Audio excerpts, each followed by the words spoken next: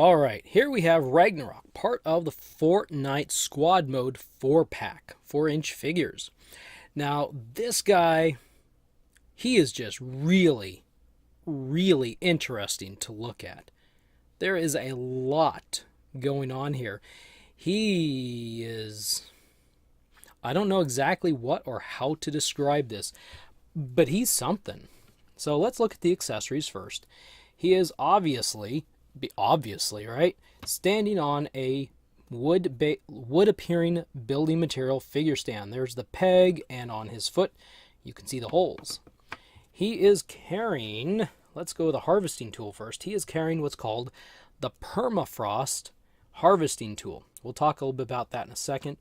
And he is holding a legendary, it's legendary because the majority of this is gold, the legendary heavy shotgun. Now, there is one more accessory that this character has that he didn't come with. So hang on here. In this little gem, because I haven't opened it yet, have you seen these? These are loot chests, and they are full of loot, as it says, for 4-inch figures. Now, what's in here that belongs to him is right here on this list, the frozen Shroud. So the thing in here, there's a back bling in here, which I haven't freed from its plastic thing yet. Let's let this back here, it's kind of cool. We'll go on him. So maybe at some point when I get all this stuff opened, I'll post a picture on my Twitter or Instagram or something with him wearing his frozen shroud, pegs in right there on the back like a backpack. Otherwise, let's start talking about this guy. Man, he has got some stuff. Actually, we're going to back up, not really back up, but go sideways for a minute. Let's talk about the harvesting tool. Now, the harvesting tool itself isn't necessarily interesting. I mean, you've got a wood pole, you've got some metal. What I find cool is the blue stuff. Look at that. Is this what they call translucent? Not transparent, but translucent, where it's got the color and you can see light through it? Because transparent is when you can see through it. I think this is translucent. And it's just so cool when I hold up. Let's see, that's as close as I can get to my light. It's just really cool. And on the figure itself, they also use that right here for his beard. I don't think it works quite as well. It also for his hair and for his little horns here. So they've got some really, this is cool. All right, now let's talk about the figure. Let's quit talking about the figure and talk about the figure.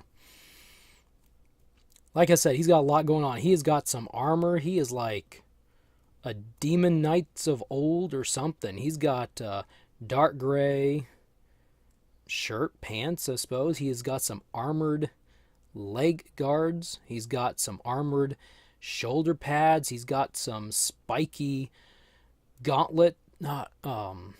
Is it greaves? Gauntlets, greaves? Those greaves? You can correct me in the comments. He's got some steel armor that you can see.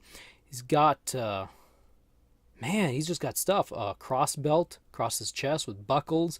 He's got a big gold belt buckle. He's got a horn here on his right side so he can sound the trumpet. He's got, I'd say, almost like a violet color around his hands. So I don't know if he's supposed to be like violet because he's cold, or it's like so cold he's that color. And that's his skin, or if that's like a shirt. You can let me know in the comments. I'm not familiar with this skin. So he's got the skull head with these spikes and stuff. Oh, actually, here's the other thing. His eyes are also that blue translucent. Let me get a flashlight here real quick and see if I don't think that quite works. What would be neat is they had a G.I. Joe figure called an electric eel that the head was kind of made of some of that stuff, and it allowed light to kind of come in through the back, So it looked like his head or his eyes or part of his face was glowing with that light. It was really cool.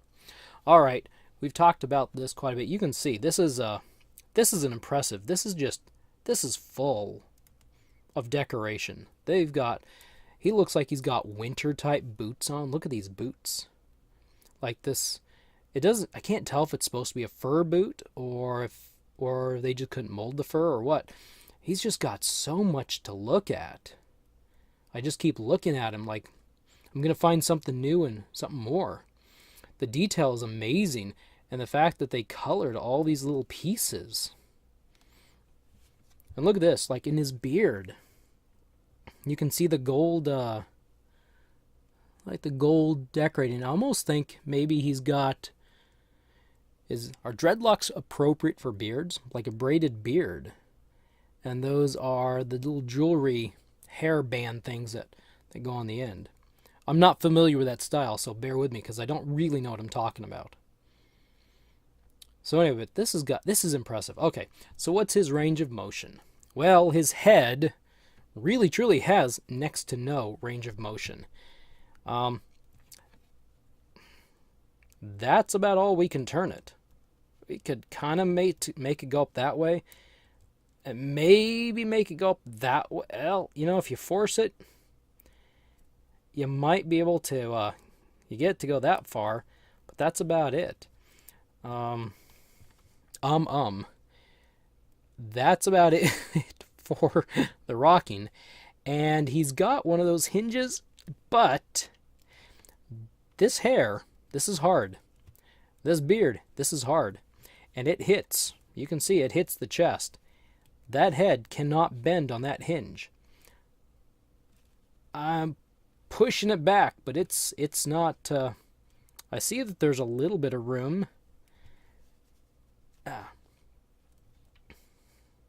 So that's about it. It really doesn't do much of anything. Now, what about his arms, his shoulders? Well, let's do this first. He can lift his arms straight up. They're a little bulky, but actually they're not bad. They stay pretty close. They can rotate all the way around. Now the interesting part, you're going to want to watch these little pieces of rubber. They're going to catch. Now the shoulder pads are made of soft rubber. You can squeeze them and bend them. They're attached, but you probably don't want to bend them more than necessary. If you can see down here in this, I don't know quite how to show that to you. There you go. Same thing over there. So I don't know how much you want to bend it, but if you lift, so you'd think that would hinder movement, but it really doesn't. You can pull it back, you can lift it up, and the arms actually can go straight out. And these shoulder pads just kind of move up onto the shoulder. So that's kind of neat. The elbows rotate all the way around. They both do. They also bend this far forward. There's a little hindrance of range of motion there as well because of the gloves or the wrist guards right here. They kind of stop it right there. So he can't quite go at a full 90-degree angle. If his arms are straight down, then that's about where he's at. The right one bends a little bit further than the left one. And they bend back just a little bit also. His wrists rotate all the way around. Both of them do. And he also has the hinges. So he can do this. Actually, that's as far back. So the glove also hinders how far back his hand will go. Let's look at this one. It'll bend in about that far. Oh, wow, that really moves. So this one, the right wrist moves a little bit better. Now he has some movement in the torso. So he can go about like so. So he's really pretty good at this. Rotating wise, you can't really rotate the torso all the way around without the waist going with it. So he will rotate, but he's got to have that waist. Yeah, you can't. There's so much bulk and stuff here. You can't really, unless you're going to get something that really holds that area. I don't think you can force the torso around. All right. Moment of truth. Can he jump out of the battle bus? My thought on this is, if he's really spread, he can do that. If he's not spread, he can do that. Yep, he can do that. Can he sit if he was in a G.I. Joe vehicle? Surprisingly, this is all soft rubber. Surprisingly, he can sit down. But that's the problem.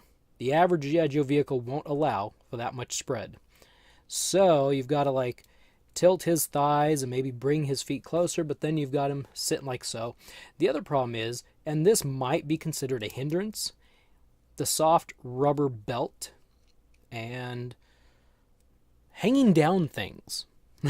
Hanging down things. Front one's not so bad, and actually you can flatten them, or you could lift them up out of the way. They're movable enough, but they're just kind of bulky right there. He has the rotating thighs,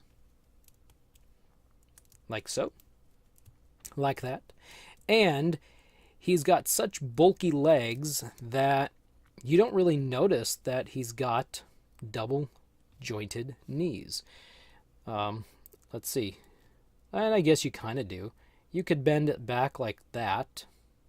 And that's only bending on this joint. You could bend only on that joint. And there is a difference. Let me, there. That's what they kind of look like height-wise if you've bent them at the different joint. But if you want, you could. Then it's not going to do a whole lot. It really won't. And his ankles.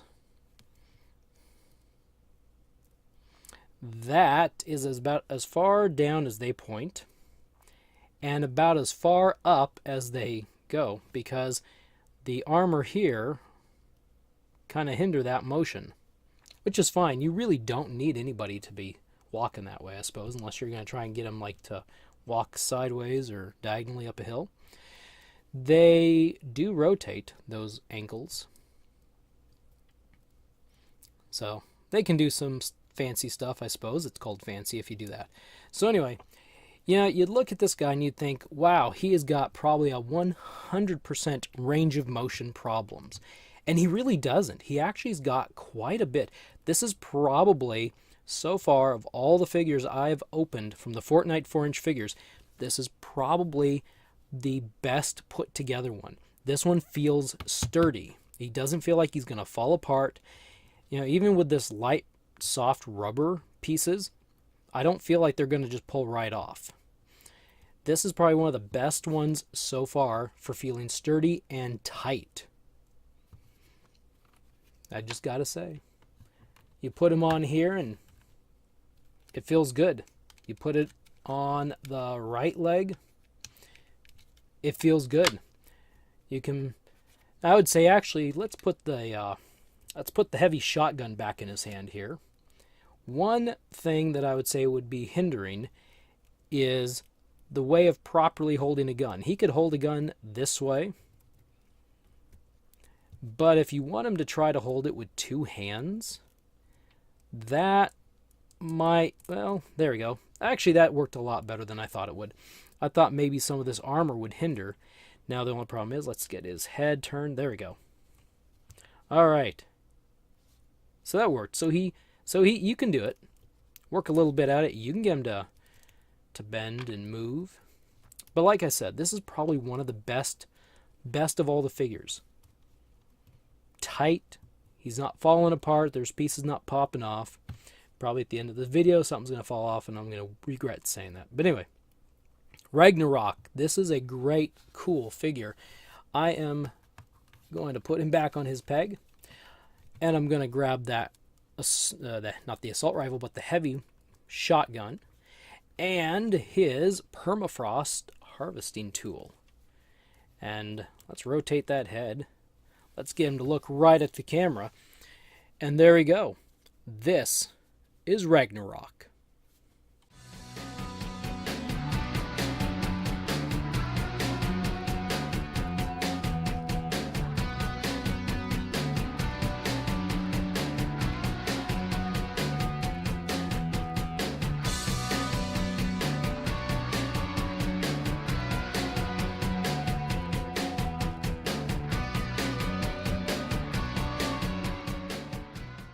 Thank you for stopping by. If you want to drop me a line, please do so in the comments section below. If you enjoyed this video and want to be notified of future videos, please hit the subscribe button and the bell notification icon next to it. I will see you next time.